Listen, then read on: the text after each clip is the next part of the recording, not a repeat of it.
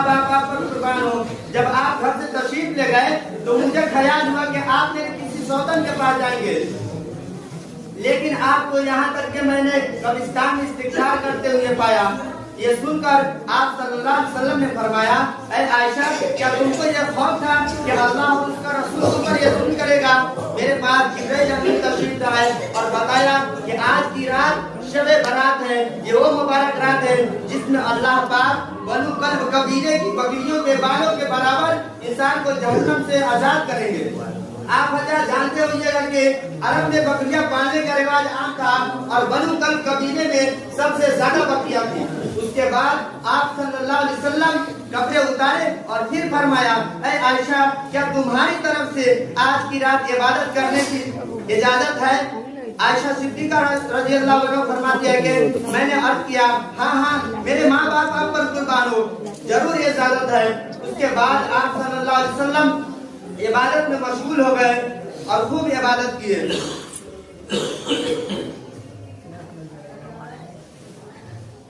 मगर अफसोस, जिस मुकद्दस रात में हमें इबादत करनी थी, हम गुनाहों के काम करते हैं। हम शबे बारात में जागते जरूर है, मगर हमें पता नहीं कि किस तरह जागना है।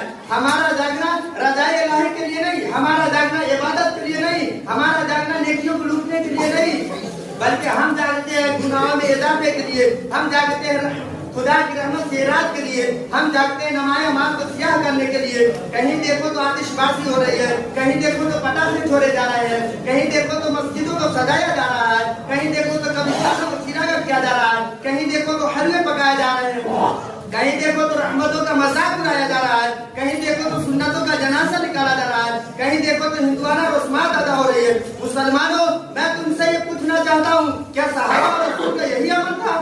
क्या सहाबा ने इस मुकद्दस रात में आतिशबाजी की? क्या सहाबा ने इस मुकद्दस रात में मस्जिदों को सजाया? क्या सहाबा ने इस मुकद्दस रात में कब्रिस्तानों को चिरागा किया? क्या सहाबा ने इस मुकद्दस रात में हलवा पकाया? क्या सहाबा ने इस मुकद्दस रात में रस्मात अदा किए? नहीं, हरगिज़ नहीं। मुसलमानों को चाहिए कि शबे बारात सुन्नत रसूल के मुताबिक मनाए, इबादत करे, नफ्ल करे, कुरान पाक की तिलावत करे और गुनाहों से मग़फ़िरत तलब करे।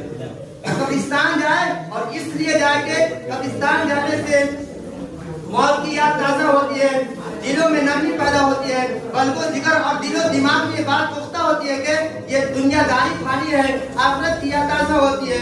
कब्रिस्तान में जाकर अहले कब्रिस्तान वालों को सलाम पेश करो। तिरमिज़ी शरीफ की एक रिवायत है कि मदीने की एक कब्रिस्तान से आप सल्लल्लाहु